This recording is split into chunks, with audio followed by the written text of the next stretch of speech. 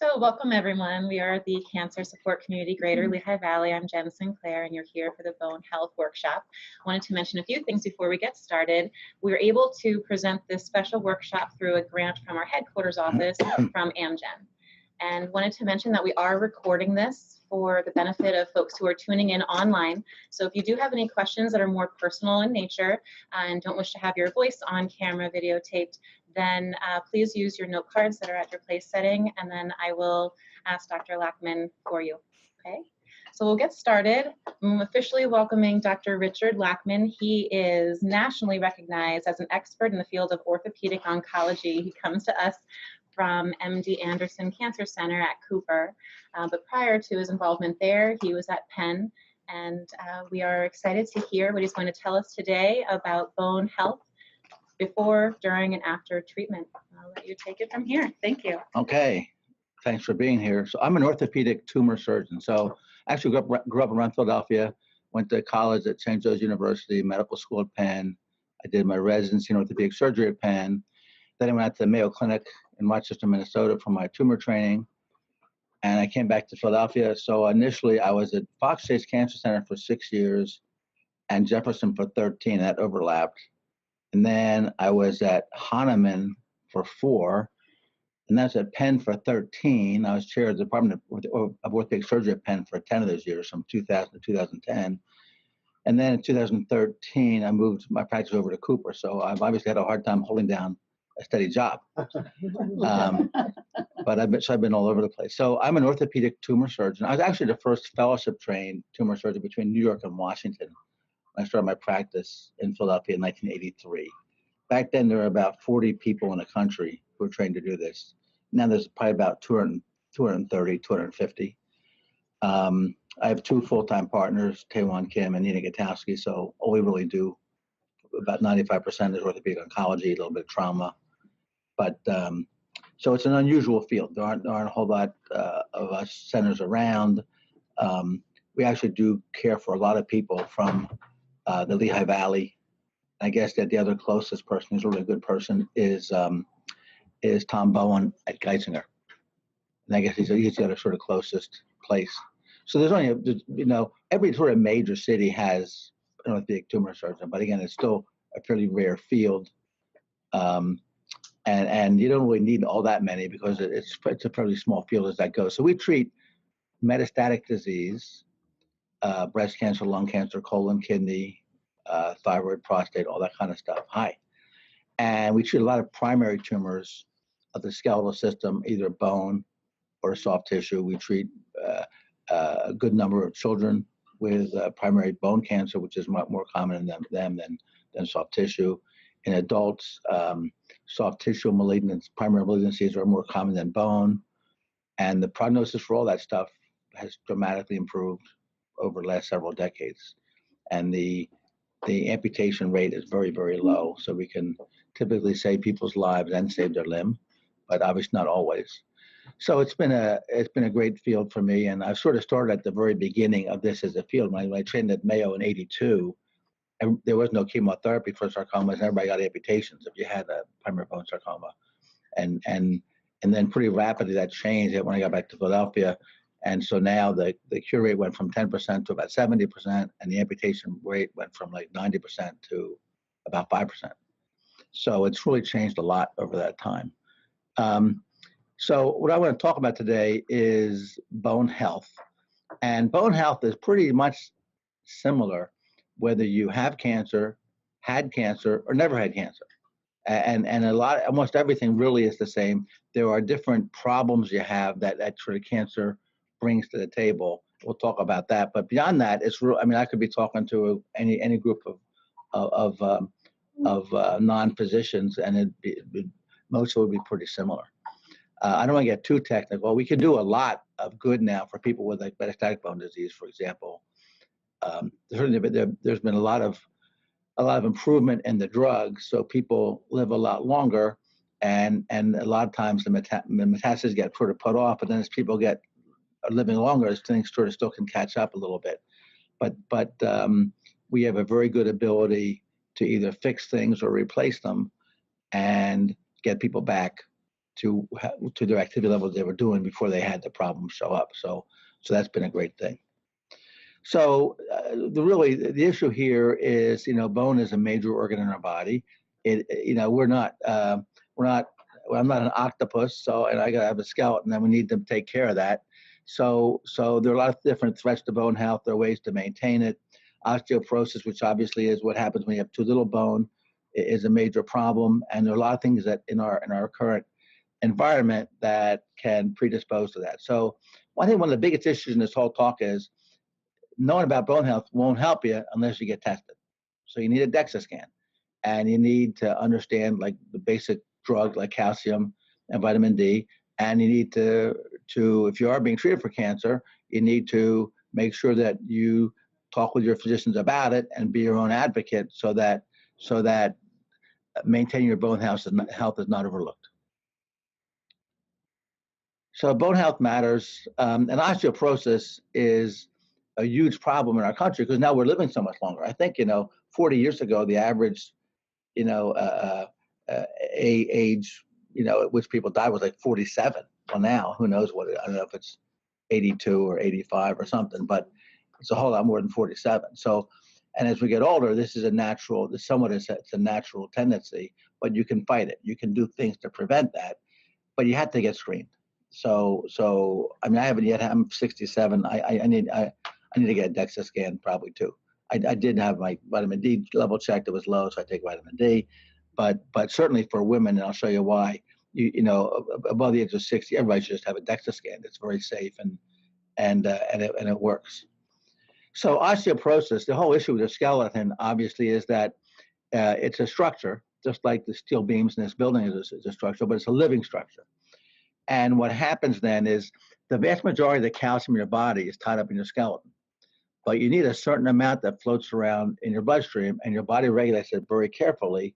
And that's very important for a lot of normal physiologic function, like, for example, your heart. If your calcium is too low or too high, your heart, it's really dangerous for your heart. So what happens then is you have this big store of calcium in your bones. Your body needs to maintain what's in your blood, and it does that by pulling it out of the bone if it's not coming in through your diet. And you also lose a little bit of calcium every day in your urine. So if you keep losing it a little bit every day, but you don't do anything to take it back in again, then you're going to be a net loss, and that's a problem over time. And all this doesn't happen in 2 days. This happens in 30, 40 years. But you have to be aware of the fact that if you don't do something to maintain your skeleton, the natural tendency is going to be to use your skeleton to maintain your serum calcium in the bloodstream. So if you look at osteoporosis as in terms of its incidence, it's just huge. Because again, we're living very long, and as we get older, our activity level goes down. Diets aren't very good. There's all kinds of reasons that we'll go into, but it's a huge problem in our country, and for that matter, around the world, where people are living long enough for it to be an issue. The trouble with it is, you can lose a fair amount of bone and not know about it. Because unlike this cartoon, this says, well, this guy keeps finding bones around the house, and the woman says, well, my doctor says bone loss is normal. Well, if you were dropping bones in the kitchen, it'd be pretty obvious that you were losing your bone, right? But this is actually a very occult process, and you'll never ever know it because it just happens, slowly in the background. So don't expect to be finding bones around the kitchen as a warning that you're getting osteoporosis. It doesn't happen that way. So your bones obviously do all kinds of things. They protect organs. It's a storage facility for calcium, and it's our major structural organ as far as as maintaining vertebral integrity and all of our long bones. So bones mainly develop, in childhood and adolescence, and 90% of it's there by age 18 to 20, and then it goes up a little bit up to about age 30, where it hits its maximum. So early on, and most people, and we're lucky we live in a country where there certainly is poverty, but for the most part we don't have some of the dietary problems a lot of the rest of the world has, where they just had totally inadequate nutrition. So I think this is pretty important. So what happens then if you look at males and females? So the peak is about the same time. It's about age 30. And then everybody starts losing it a little bit and women lose it much more quickly after menopause. So if you're a woman up to about 50, you're kind of protected by your hormones. Once that sort of stops, then that protection goes away, and men are still protected a bit more. And you can see that. I mean, men by the time they get to age 100, they're certainly, their bone mass is down. But you got to realize too, this is the total bone mass. So but in men it's distributed over a bigger skeleton. So the relative strength of the skeleton is still getting weaker. So again, it's more accelerated in women. Is that because men do more weight-bearing exercise? Well, I think it's mainly just innate hormonal. It's the menopause is the big issue that women have, and then men with testosterone slows down more slowly. So it's really menopause, which is the big issue for women. So this is like the natural history this is what your body would do, given no other constraints. So you got to realize here, by the time you hit, age 50, you got to be thinking about this and doing something to maintain your bone health. And it won't be a problem that year or next year. It's a problem 20 years later. So obviously, when you're growing up, you want to have good nutrition. You want to be active. Most people in this country can sort of do both those things. I don't know what happens these days with instead of playing outside, you're like sitting in this room doing this thing. So that wouldn't be good. That's probably not a good thing. On the other hand, we didn't run marathons when I was a kid. We didn't have all that kind of. I still don't. I haven't run since I learned how to drive. But anyway, so bone mass goals are pretty common, and this just makes sense. So bones, like I said, are not just like the steel in this building is a structure, but it's dead. There's no life in that steel. Whereas bones are structural, but they're also alive. And they're alive with mineral and with cells. You have bone marrow cells, which make the marrow, which we need to survive. But they also have bone cells, osteoclasts, osteoblasts, which make bone and remove bone. And it's a constant process. It's always being remodeled. It's kind of like the streets getting repaved, but you never saw them repave it, and it always ends up being the same street. So basically, it's a constant process. And while that's happening, if we don't do something to support the cells that are making the bone, the cells taking the bone away can sort of take over, and then that's a problem over time. So, genetics maybe have a little bit of effect. Calcium and vitamin D are big, and, you need adequate calcium in your diet, and you can eat a whole cement mixer, but if you don't have vitamin D, you can't absorb it. So it's good. I'll show you some stuff in the diet, but I take vitamin D, and probably women should take calcium and vitamin D every day, because unless you have some medical contraindication. So it's just so easy to take it, and it's so, it's not a big deal that if you depend too much on your diet, you may miss out. Although I have heard people say that somehow dietary calcium is easier to absorb than like pharmaceutical calcium. What about if you have no estrogen or you're on letrozole or an aromatase inhibitor? Well, we'll talk about that. Okay. We'll talk about that stuff. And do you mean in addition to a multivitamin, to specifically? Yeah, because multivitamins don't have much. So you can just talk to your pharmacist as to what the normal dose is for calcium and vitamin D. And some you can get separate pills, you can get them together, but the pharmacist can tell you that, and it's all over the drugstores. But it's pretty simple. Exercise is a big issue. Medications are an issue. Like we said, hormonal status is an issue, and this is just the world we live in. It's just what happens as you go through life. So we can't change a lot of things on that left side, but we can change things like nutrition, exercise, lifestyle, body weight, hormonal status, somewhat with hormonal replacement, and being aware of medical conditions and how they or their medications affect us. So again, most of the body's calcium is tied up in the skeleton, but your body will sacrifice that, at a moment's notice to maintain your blood calcium. Now, the amount of calcium in your blood is very, very tiny compared to your skeleton, and maintaining it doesn't do anything fast to your skeletal muscle, to your skeletal content as far as calcium goes. But just be aware of the fact that you need to maintain calcium absorption through your gut. And in order to do that, you need to have vitamin D. So that's sort of the most important thing still. And you need to exercise, because bones respond to stresses. and they respond to a lack of stress by taking bone away. So anyway, calcium absorption only happens if you have vitamin D, and you need adequate levels of vitamin D, which lots of, even guys tend not to have it. So I had mine checked, I was low, and so I take it every day. And it affects, in addition to the heart, it affects muscles and whatnot. So calcium is a very rigidly maintained element in the bloodstream, and your body doesn't let it get too far out of whack, or it's not compatible with survival. So exercise is really good. And the best thing, what you really need for exercise to be good is impact. So walking is like God's perfect exercise. Almost all of us can do it.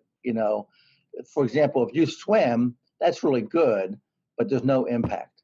It's that impact loading that you really need. So an exercise bike, everything's good, but in order to be really good for your skeleton and for your spine, which is one of the more frequent things that becomes a problem later on, we'll talk about, you need impact. Okay, so walking is like a fantastic exercise. And I think that with the idea of exercise, you hear, obviously we always see the stuff on the news, marathons and all, Ironman. The whole point of exercise is that a little exercise is almost as good as extreme exercise. So you don't need to be, walking 10 miles a day to get the exercise your body needs. You can probably walk 2 miles a day. There's Fitbit things, you can, measure your steps. And a lot of times in the course of life, you get a fair number of steps, but obviously you can't sit and watch TV all day and think that's going to maintain your skeleton. But I think the real point here is that minimal, even to moderate exercise is still way, way, way better than none, and gets, approaches as good as a whole lot. So if you can just be moderately active, but you do need some high impact stuff like walking. You don't have to run to have impact, but just walking will help to maintain that. Have you done any studies to show that people that are on a weight training program, or women that do weight-bearing exercises routinely or in a program, that showed that there was less deposition or more deposition of bone? Yeah. Has it been proven? It's been very proven, not in like these kind of clinical studies, but bones respond to stress. So that's the whole thing, like with a stress fracture. Stress fracture happens because all of a sudden, if you take someone who goes in the Army and now they're in boot camp and they walked, a half mile a day, and now they're running 15 miles a day, that increased stress your body responds to by putting down more bone. If it puts it down too slowly and your bone didn't catch up, then you can get a stress fracture because the stresses may overstress the bone. Okay, so or if you look at like professional tennis players, their racket arm will be hypertrophied in the bone compared to their non-racket arm. So bones respond to stress. That's like well known, and that's a problem out in space. The problem with astronauts, because you lose a tremendous amount of bone mass being weightless. So bones require stress in order to maintain. And if you remove that stress by being sick, by being at bed rest, by being in a wheelchair, by all the kind of things that cancer treatment does to you, that's part of this whole problem, is that it lowers your activity level, and then you have this background resorption of bone due to inactivity. So exercise, especially like low impact walking, is really great. How effective is that? Can it offset osteoporosis by itself? It depends on how, it's all balance, right? So you got to do some exercise that's helping the bone be a little stronger. Depends what's happening on the other side, what drugs are on, what all the effects of those things are. So it's you have to put it in the context of what's going on with the rest of you, and what are the treatments you're getting.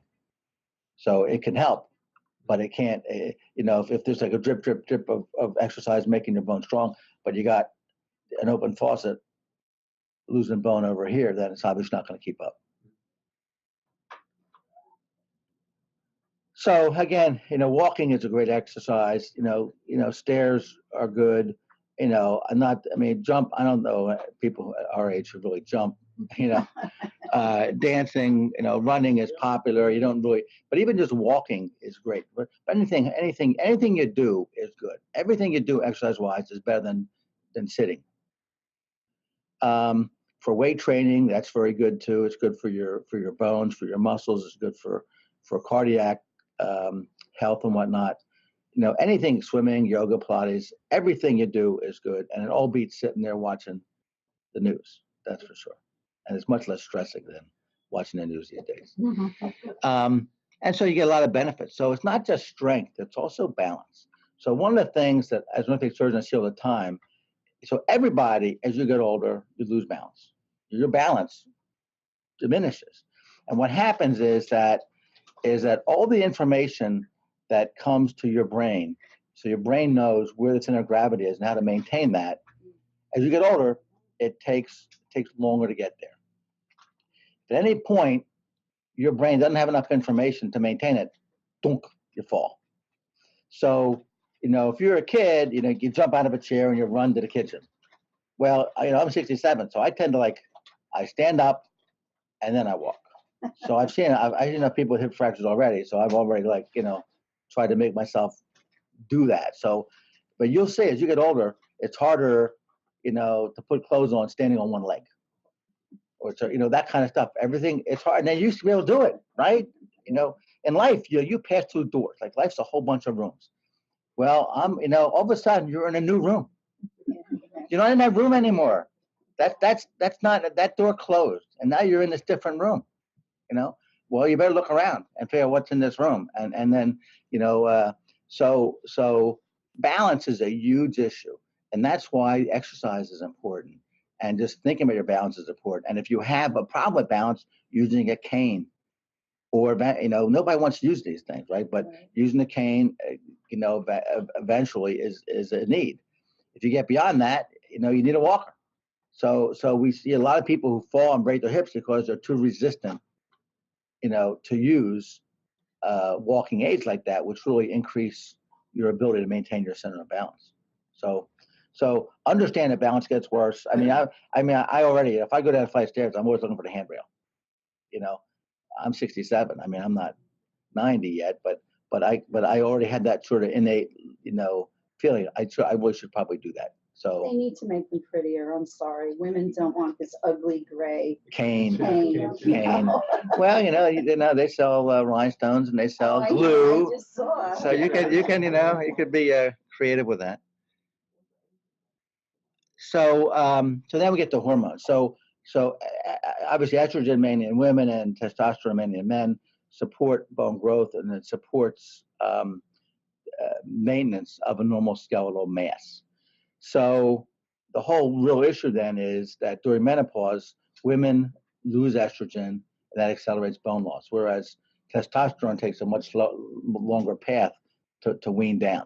So women at menopause, that's the start of this process, which is a natural process wherein your bone mass will decrease, and you need to be aware of it and work against that natural tendency.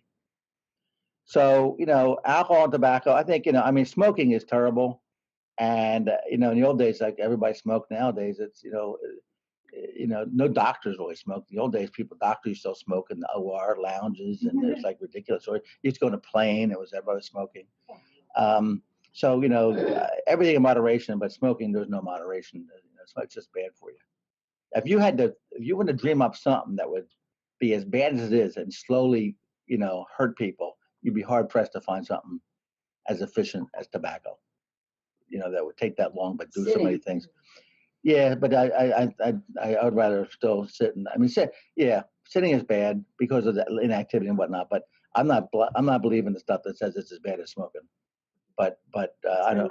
But I know. But I don't believe everything I read either. So Yeah, me either. But smoking is bad. So you can't. But alcohol, in moderation. Red wine, resveratrol, all this stuff is probably good for you in moderation. So I'm certainly not an alcoholic, but I do like wine and beer, and I guess I could run for the Supreme Court. See, I like beer. And then there are a lot of, again, the whole your skeleton is sitting there in this context of your normal health or health problems, and you don't need to know all this stuff, but there's all kinds of conditions that diminish health.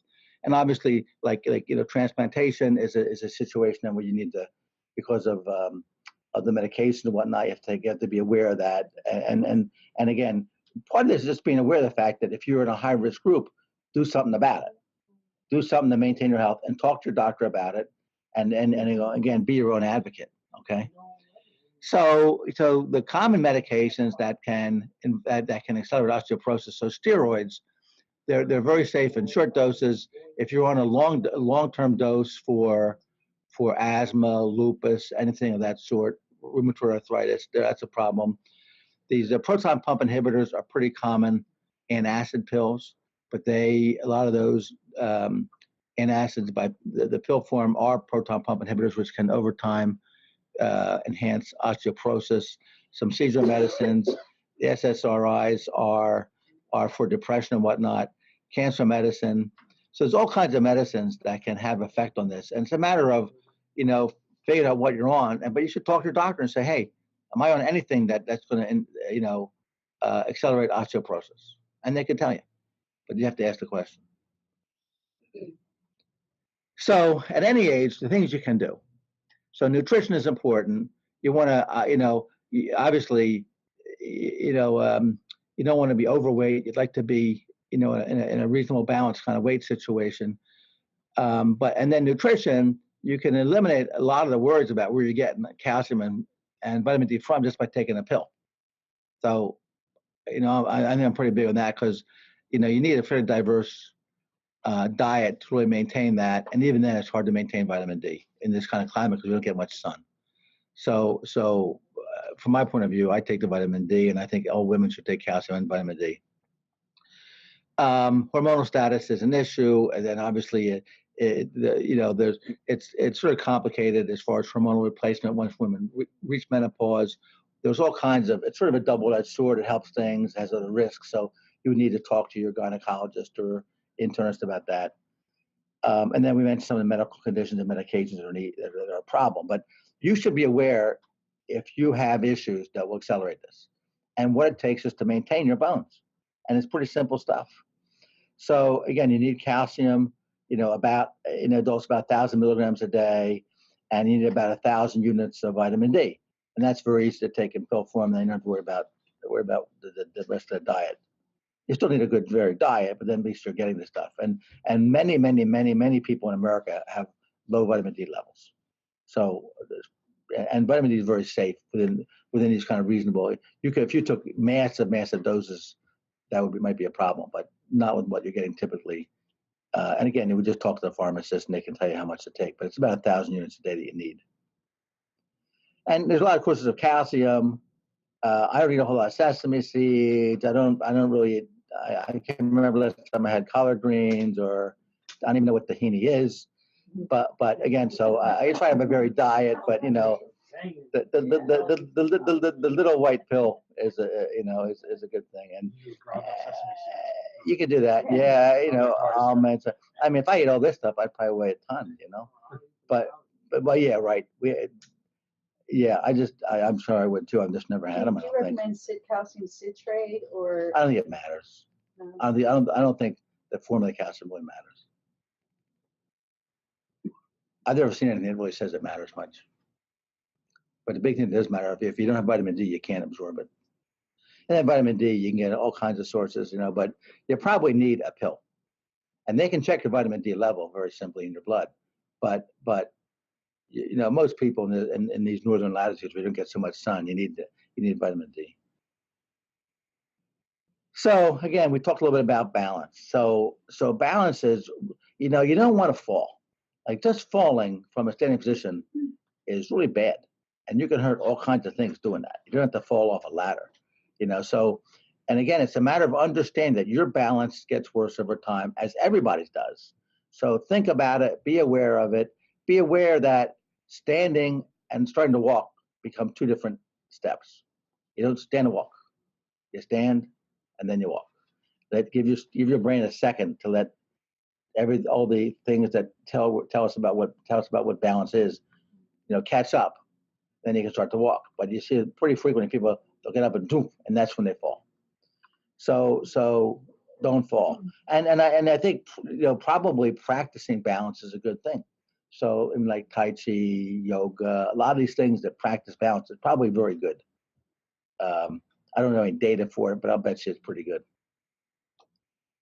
So what is osteoporosis? So osteoporosis is just decreasing bone mass. So your bone looks about the same size, but if you weight it, your bone compared to an osteoporotic bone versus a normal bone, it's going to weigh a lot less. So it's like taking steel out of these girders. If you kept drilling holes in these girders, eventually these girders wouldn't hold the building up, and that's the problem.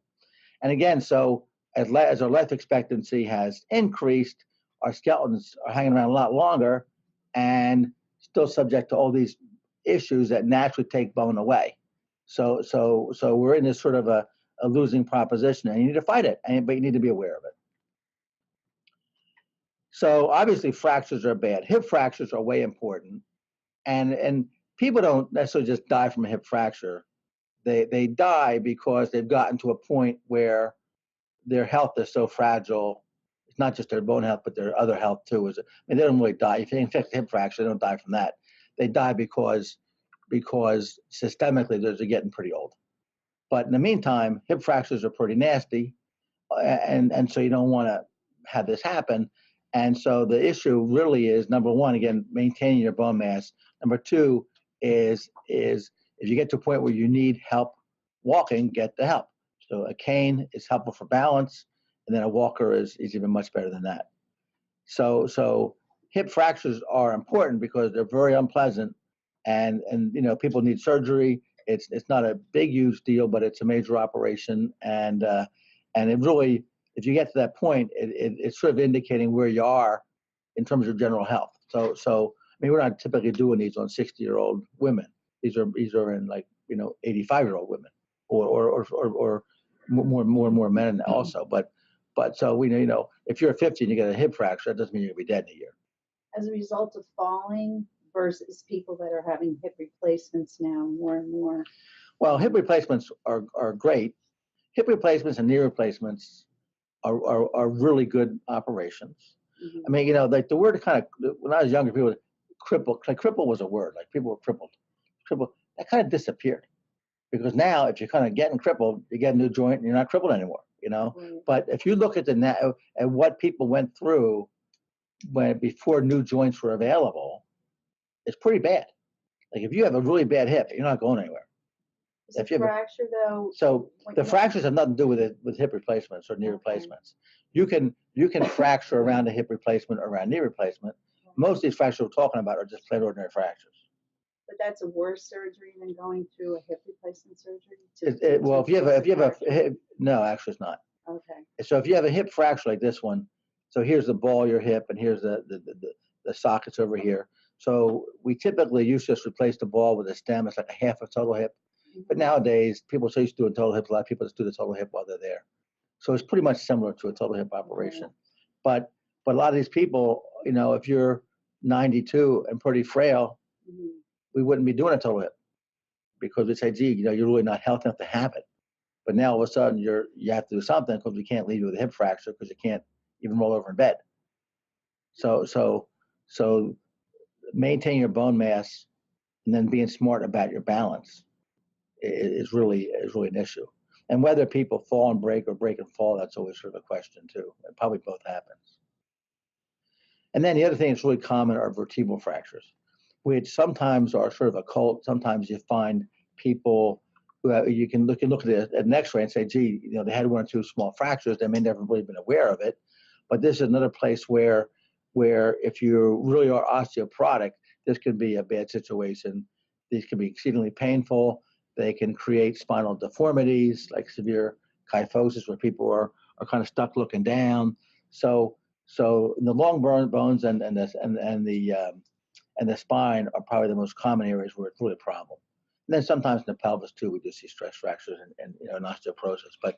But prolonged back pain in anybody, but as soon as you get older, you need to find out what's that about. Is it just a fracture? Is it a fracture from something else being there, like a tumor or whatever? But if you can maintain your bone mass, then you can sort of prevent all this stuff from happening. And it gets back to this, and this is the whole secret: understanding what's going on with the skeleton and where you are in this whole thing, and then plus or minus your own personal environment based on any kind of health issues or drug treatment. Question? Yep. Is it possible, like, say you're 60 and you're down there on the reduced optimal bone mass scale, is it possible to get yourself back up to the higher bone mass? Yeah, it is. So it's harder to make bone. Like, making bone is harder than maintaining bone. But yeah, and that's really goes back to nutrition and exercise. Because bones respond to stress. They'll always do that. Like, if you remove stress, your body takes bone away. If you increase stress, your body puts bone down. So absolutely. So you could keep yourself at like your 40-year-old level if you did the appropriate. I mean, I'm sure if you were like a 65-year-old woman who, and you ran 5 marathons in your life, I'll bet you'd probably be like a 40-year-old. Which it's the effect of all that stress, and the body responded to that. And the body wants to keep the skeleton strong enough to be able to absorb all the stresses. But then, the other point is that moderate exercise is as good as a lot, just about. So you don't need to run a marathon, but you need to go out and walk every day. So if you can walk 2 miles a day, if you can, whether it's outside or if it's snowy, then you walk in the mall or walk anywhere. But it's maintaining the stresses on the skeleton. They're going to help maintain that. Is there a level on that chart that's sort of minimum recommended? Nah. Well, we'll get to that. It's sort of, but the DEXA scan tells you that. Okay.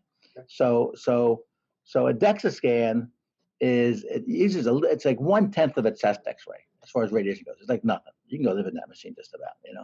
So, and what it does is it looks at you compared to the skeleton of a young adult of the same sex. Okay, so if they're not going to compare you to somebody's 90 and say, oh, you're really good, you're better than 90.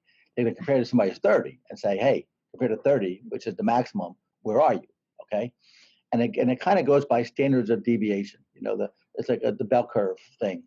So, and the further you get from that, usually down the line, the worse it is. So if you have a 1, a 0 plus or minus, you're going to be, that's a normal range. Like -1 to 0 to +1. If you're +1, that means a little better than normal. -1's a little worse. But then if you get below -1, but not as bad as a -2.5, that's called osteopenia. That means less bone, but it's not a disease yet. It's like less bone, but probably every woman in this room has osteopenia because that's just natural history. Okay, that osteopenia isn't the disease. Osteoporosis is the disease. So once you get below 2.5 standard deviations, then you have osteoporosis. Okay, so so this little simple test can tell you, like, who in this room has not had a DEXA scan? Okay, me too. I have not. So, how many people in this room should have a DEXA scan? Put your hands back up. Okay. So you need to have it. All this stuff doesn't do any good if you don't avail yourself of it, right? So this is important. Major broads. Yeah, that's a whole different. Haven't had that. Should I be more concerned about? No, that doesn't. It doesn't affect osteoporosis. Has other issues, but doesn't affect that. So, Can I ask the question? Sure. How, if you have low osteopenia, If you have osteopenia but not osteoporosis, how long does it take to get from It- osteopenia? well, it's this whole balance thing.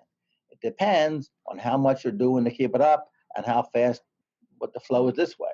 So if you're dripping into the tank but it's flowing out, the water level's going to go down. It's all this balance. Okay, so there's no. It would depend on it. It takes years probably, but it all depends on what's going on. Or if you went on high dose steroids suddenly for severe lupus or something, that's going to accelerate the going down. So you better work harder on the moving up.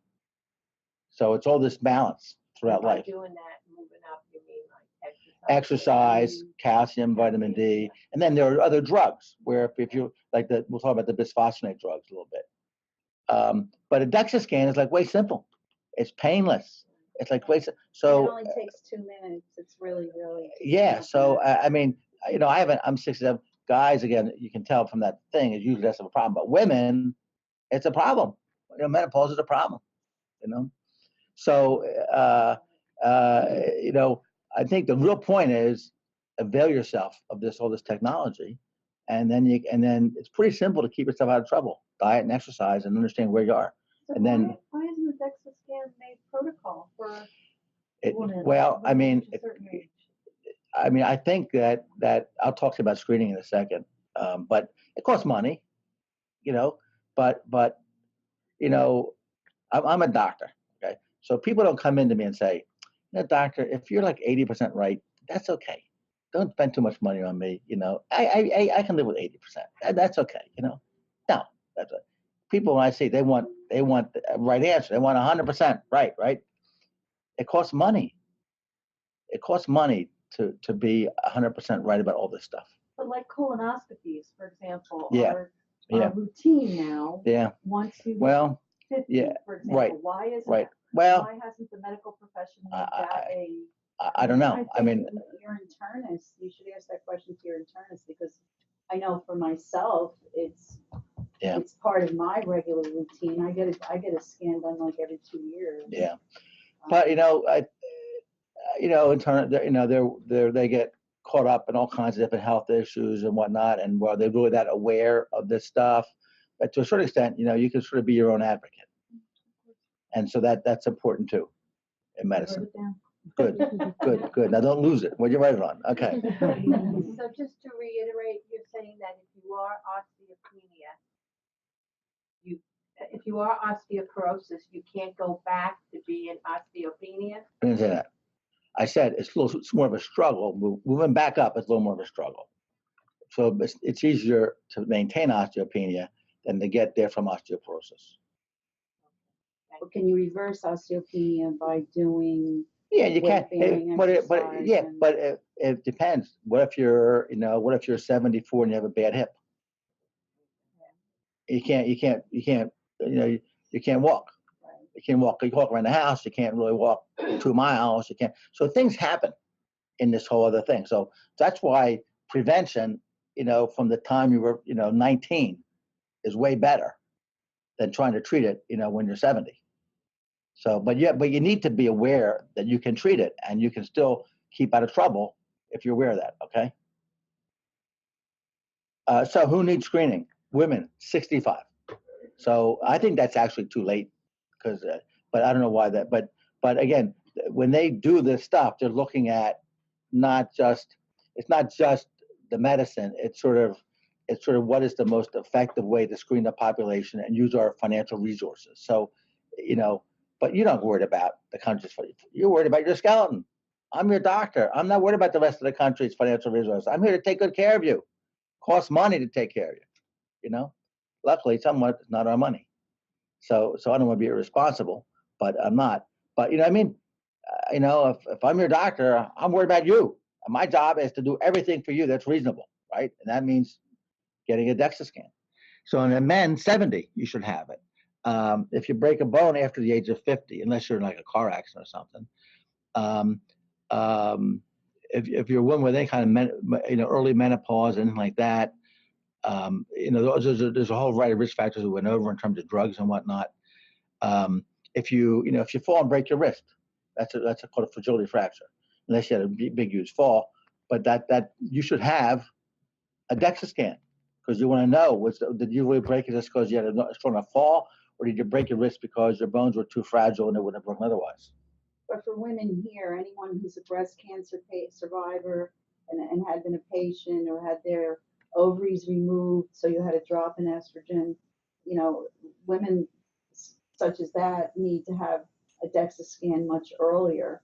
If you had your ovaries removed when you were in your 40s, or even before put you into menopause, you should get a DEXA scan way before 65. So if you go back to that graph with menopause, if you had ovaries removed at age 40, then you hit menopause at age 40 and not age 55.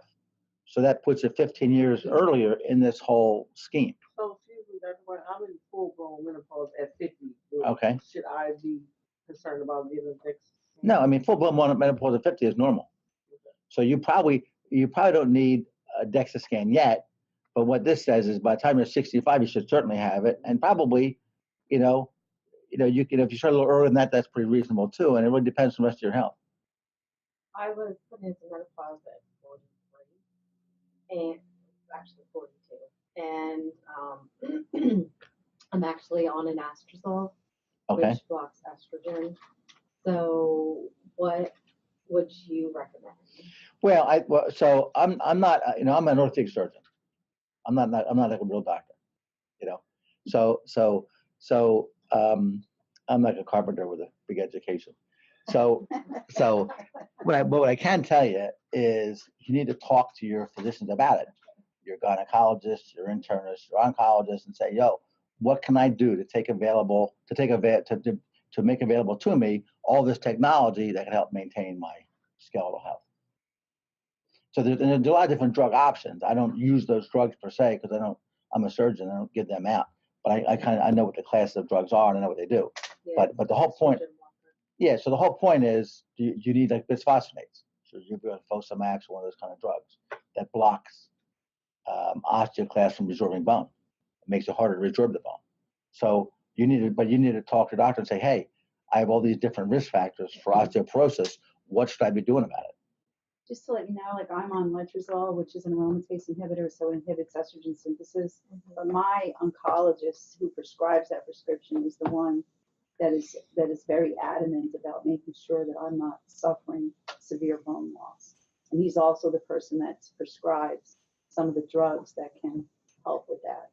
Like a bisphosphonate or the new monoclonal antibody, Prolia, that's out. Right. I actually took that. I was prescribed that as well. But again, all this stuff is out there to help you, but you have to make yourself available to it. And again, there are lots and lots of very good doctors in these areas where we live and work and whatnot. But it's still, being your own advocate is always a good thing. So if you have those different risk factors for bone health, then you should pursue that and try to optimize and say, hey, who's the best person for me to talk to figure out how to optimize my potential osteoporosis situation and to minimize the risk. So again, if you have osteopenia or osteoporosis, then exercise is always good. It depends how much you can do. Depends on the rest of your body, right? How strong you are, how your joints work, how much energy you have. But exercise is always good. You don't want to fall. So again, understand the whole thing with balance. Balance is an issue, and falling is bad. So again, nutrition, exercise, and medication can slow the rate of bone loss. And then you'd like to be able to go back and build it up. And those things don't do much. Exercise is probably the most important thing. Exercise and nutrition for trying to build it back up again.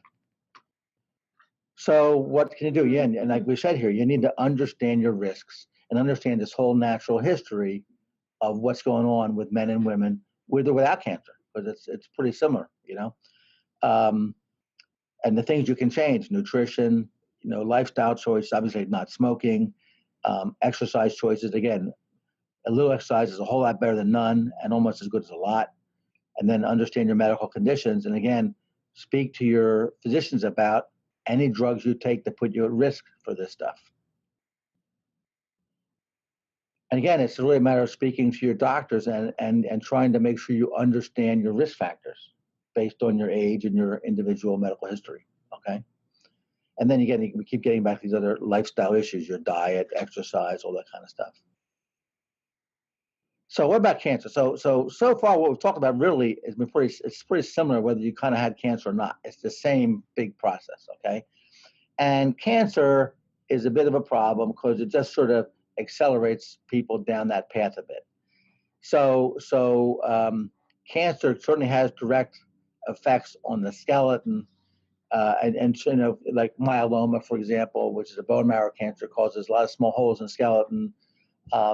Breast cancer can frequently go to bones, in which case you can get small holes in the bone or big holes. And breast cancer is kind of interesting because once you treat it, those holes fill in with bone. Whereas if you had like kidney cancer, lung cancer, it tends not to do that. You can kill the tumor, but the hole's still there. If you see women who have been treated for breast cancer who had spots in the bone, all the bone spots turn white because they reform bone in those areas, which is really good. Prostate cancer is kind of weird because 90% of the time, instead of creating a hole in the bone, the body responds to prostate cancer by putting down more bone. So it's called a blastic met, which means it forms bone, as opposed to a lytic met, which takes bone away. So if you look at men, 90% of men who have metastatic prostate cancer to the bone, those spots of tumor look more white on an X-ray because the body responds to the tumor with more bone, so they don't break. So with blastic mets, like in prostate, they don't break because there's more bone. Lytic metastasis, like you'd have with breast, lung, kidney, thyroid, myeloma, those kind of things, they can be a problem. We'll talk more about that.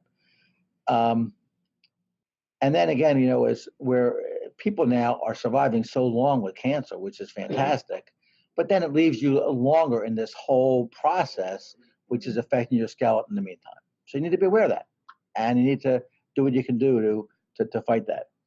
And again, if we give you drugs that make you sick, decrease nutrition, decrease your ability to exercise, that's all bad. There may be some specific drug effects, but the effects on you by causing you not to be as active and damaging your nutrition and causing weight loss and whatnot, it just compounds the whole issue. Okay, so these things, you need the treatment because the treatment can be life-saving, but by the same token, be aware of this sort of double-edged sword that you get into somewhat. So bone loss measured by bone mineral density testing, it's higher in cancer patients than in the general population as a whole.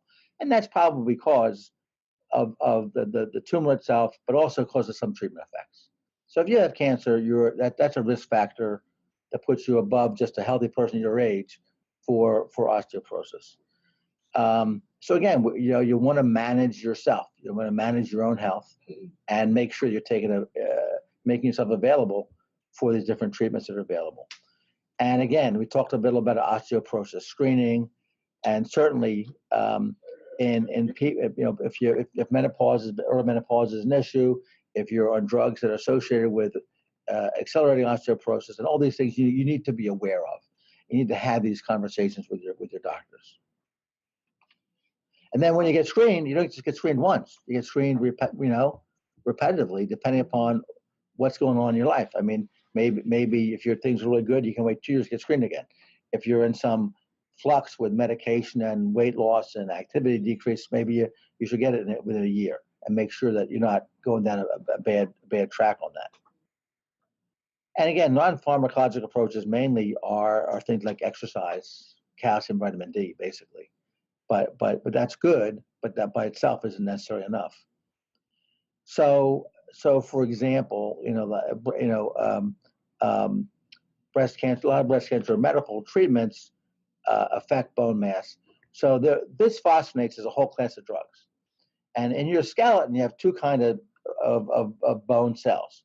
You have osteoblasts that make bone and osteoclasts that resorb bone, and it's normally this whole thing in balance. Okay, so normally we're always making bone, we're always removing bone, and the whole bone like changes maybe, I don't know, every 10, 12 years, so it's a whole different bone.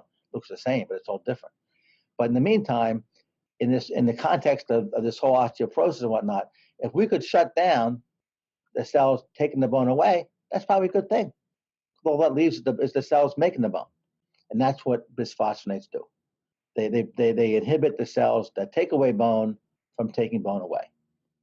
And even, for example, like cancers that go to bone, cancers don't eat bone. Those osteoclast cells eat bone. They get stimulated by the cancer to take the bone away.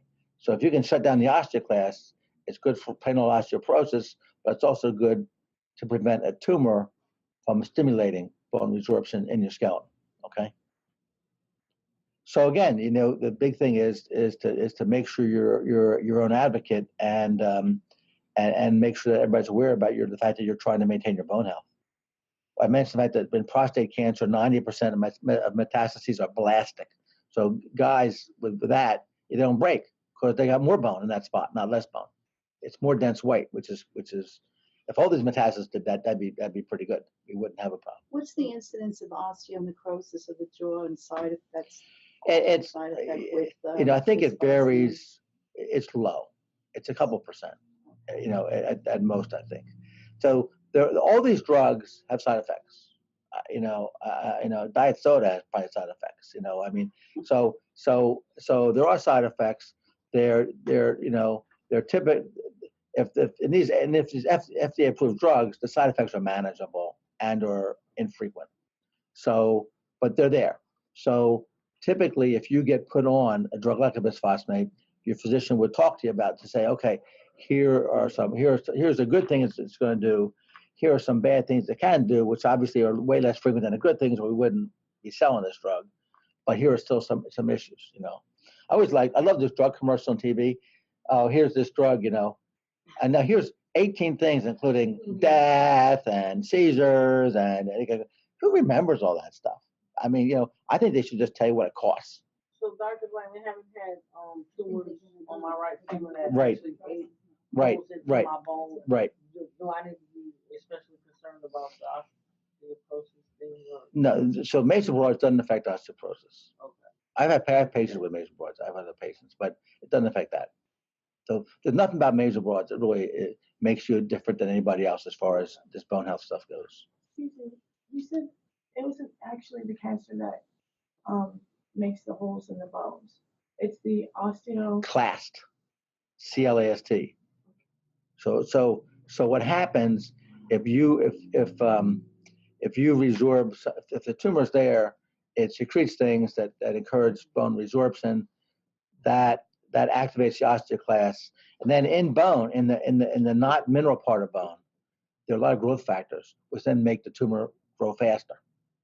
So osteoclast is already in our bodies. Your whole skeleton is full of osteoclasts and osteoblasts. It's like that's enough to eat. But tumors don't eat bone. Tumors activate osteoclasts, which are already there. So Eat more than their fair share. exactly in that spot where the tumor's sitting in the bone. And then what shuts them down? That you mentioned. Well, so these bisphosphonates, so anything that kills a tumor shuts it down, like radiation, chemotherapy, all those kind of things would shut that down, because if the tumor's dying, it's not going to keep doing this. Okay. And then you can affect it that way. Then if you inhibit the tumor from activating the osteoclasts, then that prevents bone resorption directly. Okay. So, I guess my question is that Xgeva, which I know like there are some side effects. It actually did hit me as far as the going to the jaw. So, well, yeah, I mean, all these drugs have side effects. I know that. And so what happens, I think, you start a drug, you keep in touch with your doctor, that's okay. And, you manage things. And you hope you don't get a severe side effect, like those things you see on the television commercials, So, It wasn't something else that a medication that could have counteracted what the Xgeva was. I don't think there's anything specific that would counteract like osteonecrosis of the jaw, other than just stopping the drug. But I don't really use those drugs because I'm a surgeon. But I guess I'm not sure how they monitor that to know pretty early on that that's starting to happen. But so the bisphosphonates are there's a whole bunch of them on the market. And then there are other drugs that do similar things from a different mechanism. But these drugs are pretty effective at shutting down the osteoclasts, and that's good. Right. Because you get at some point there, we don't want the osteoclasts really working much anymore, because we don't need them. How do you determine that through lab tests? If you're starting to see, or is it just? Well, I mean, it's mainly the main thing we had to check your general skeletal health is still a DEXA scan. Okay. So, and that'll actually show the density of the bone, and if the holes are getting larger or smaller. And Right. you only recommend that yearly for someone who's on chemo? Well, you have to ask your oncologist, because it's all different and it's all changing. Well, I would ask them, say, hey, listen, I know I'm concerned about this. I'm a woman. I'm postmenopausal. I've been on drugs. I'm concerned about this. Yeah, 'cause So understand, I'm really concerned not- about it. So how can you maximize my situation by screening? You know, and you don't have to even DEXA scan every day or every week. But in the meantime, you say, gee, I want to really be on top of this. So what's the shortest reasonable interval for me to get DEXA scans? Is it 3 months, 6 months, 9 months? You know, it depends on your whole situation. And your insurance. Well, somewhat. Yeah. Yeah, my insurance, I have a Blue Cross, Blue Shield. They'll only pay for a scan every 2 years. But you can choose to pay for a scan Right. without your insurance. And your doctor can fight it too. Like I fight. I mean, insurance companies aren't like, It's that much. you know, I don't. Insurance companies, you know, they do pay for almost all this care we get. So they're not as horrible as sometimes you may think, you know, but that doesn't mean that they're looking at this from like this macroeconomic kind of thing, but you're looking at say, this is my body and my life. Right. So I do, you know, I do contact insurance companies pretty frequently to say, hey, here's your normal routine, but here's why this patient needs more. And then a lot of times they'll do that, you know. So if you're really in that situation, or I mean, I don't know what DEXA scans cost, but if you're in a situation you can just pay cash for it, then that's fine too.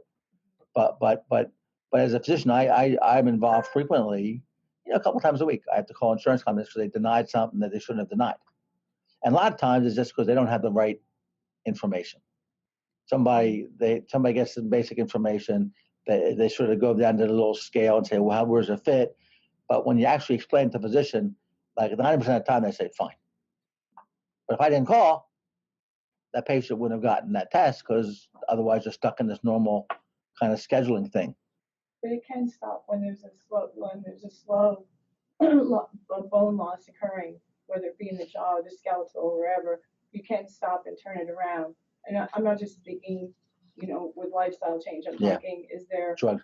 Well, osteonecrosis means bone died. right? And so that can be hard to turn around per se, but in some kinds of cases it can. But you can you stymie it? Can you stymie it? You know, I don't really treat that. So, but I'm not the right person to ask for that. But your oncologist would know that. I mean, you know, facial plastic surgeons are aware of how to treat. The oncologist will really be pretty much aware of being able to discuss that with you. Well, Exgeva, Prolia, that's denosumab, which is a monoclonal antibody, which is Right. completely different than And the bisphosphonates. this class of drugs. Right. And it works by a completely different mechanism.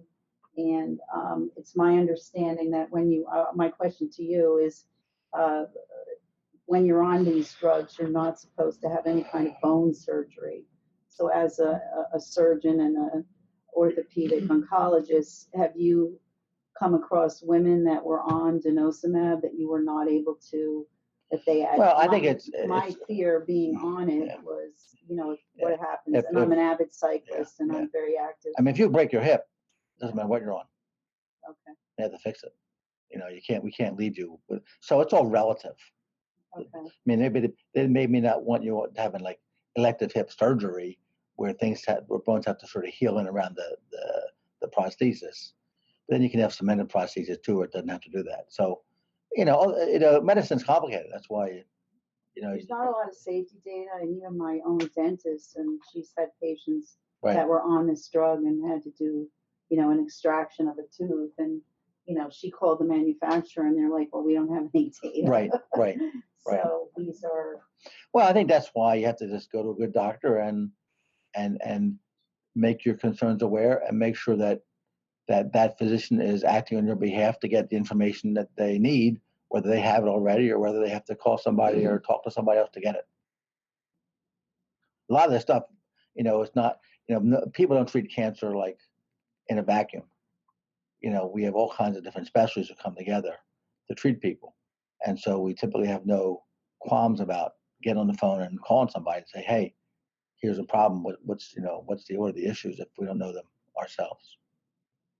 So can I ask one other question? Who should women see?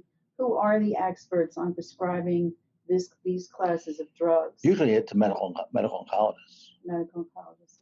Okay. If you have cancer, Right. or if you go back to like the bisphosphonates and whatnot, internists, gynecologists, some Right. family practitioners who may be very up on it.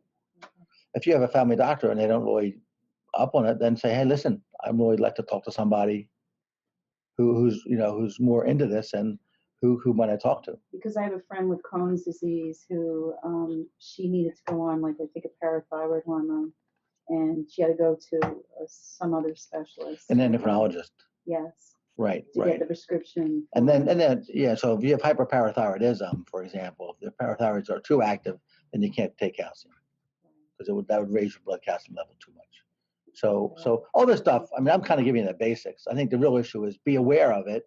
At least now you understand like where you are in this whole graph, and the fact that exercise and nutrition are important. But then as you're, it's more complicated than that as you get an individual older with more medical comorbidities. So that's why medicine keeps advancing. So the internet says, and it's the internet, so bone scans, if you pay cash, cost between $150 and $250.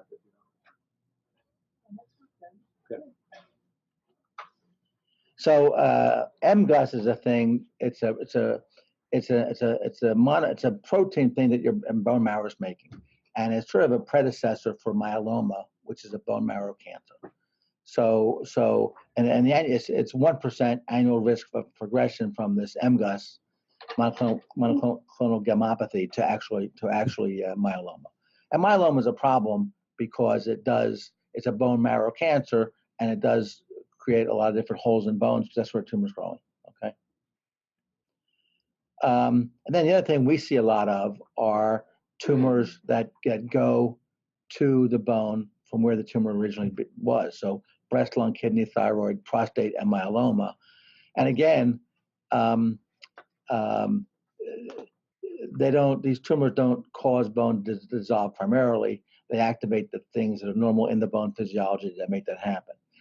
And if you do have, any kind of spots in your skeleton from this, like breast cancer to bone or thyroid or lung, that kind of thing, bones are pretty smart. And if they're having a problem, they tell you. So if it hurts to use a part, if it hurts to walk on your left leg, it shouldn't hurt. Maybe you have a little arthritis causing some of that, but if you don't have that, it shouldn't hurt to put weight on the leg. So what happens with bones is that once a bone, from tumor or anything else, once a bone gets too weak to be able to withstand normal stresses, it complains when you stress the bone. So if you have a spot of tumor in a bone that's slowly growing, it gets to a point where it's going to hurt to like vigorous exercise would hurt. A little bigger, walking would hurt. If it hurts to walk and you have pain in your hip and there's a spot there, that means it's about to break. So pains that come and stay with weight bearing, you need an X-ray. It's real simple. You get an X-ray. And then maybe you need a CAT scan, maybe an MRI scan, but you start with an X-ray. Okay. The bone scan is also good as far as screening goes, and they're pretty common as far as just looking for any sort of skeletal spot. But they're not too good at evaluating the spot once you see it as a little hot spot on the bone scan.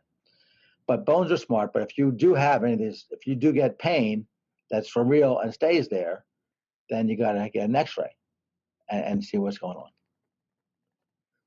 on. So again, pain when you're using a body part, if it's from a hole in that bone, it tells you it's about to break. So if you get to that point, get off it, call your doctor, and get an X-ray, because it's much easier to fix it before it breaks, and it's much more pleasant for the patient to fix it before it breaks than to have it break and then being fixed on top of that. In terms of that, if you find spots in the bone that are a problem that the drugs aren't handling, then radiation is very effective for the vast majority of tumors that go to bone.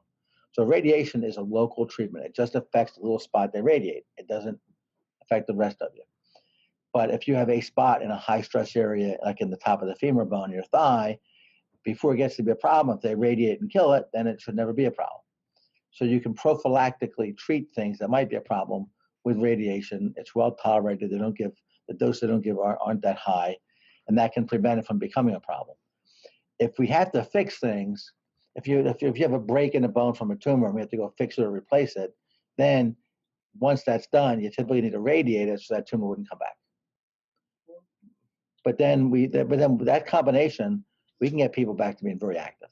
That's the whole point. So is there, excuse my ignorance, but are orthopedic surgeons trained in the oncology? So, Are the so oncology trained? a little bit. The answer is a little bit. Because if you go So- to an orthopedist who doesn't know anything about what we're taking. Right.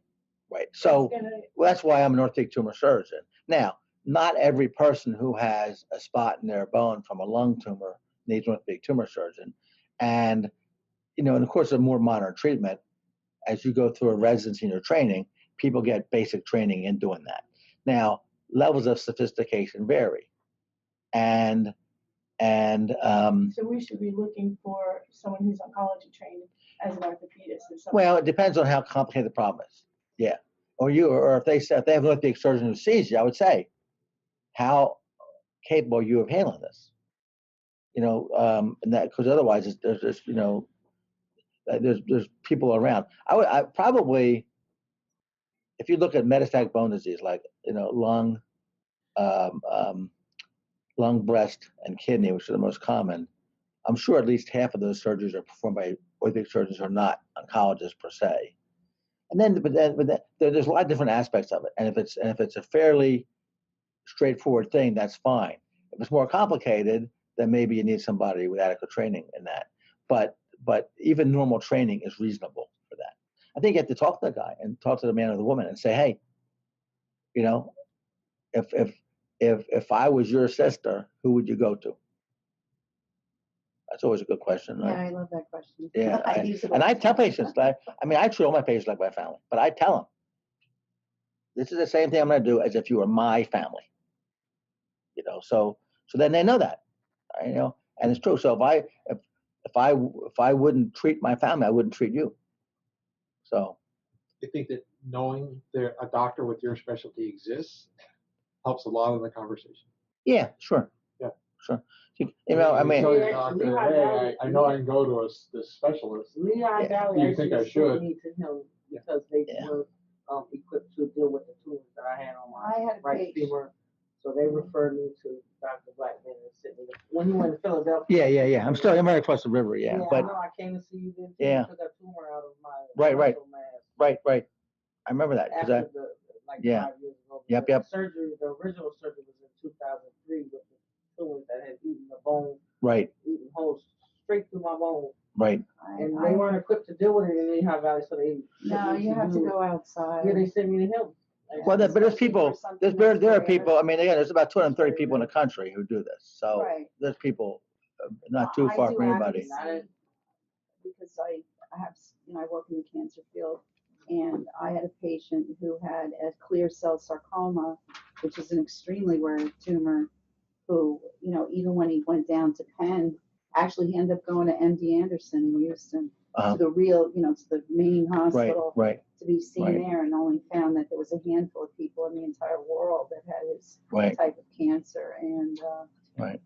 anyway, So anyway, what we do for these things, you can either, if you have an impending fracture, you can typically treat it surgically, and then you can prevent the fracture from happening, get the people walking on it and using that part.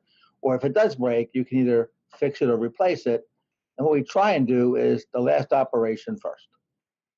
So we don't want to do something that has a high level of failing. I'd rather we want to fix the spot and be done. So you can get back in, get your life back on track, get out of the hospital, and get back, leading your life. So this is typically typically most people can get back to their pre-fracture state as far as their activity goes. In the spine, most people don't really need surgery for even for symptomatic metastasis, because radiation is really good for that. And people typically only really need surgery if they have a progressive deficit or pain despite treatment. So luckily for the spine, which is pretty hard to get to anyway, most people just need radiation. So all patients with cancer are at increased risk for bone loss.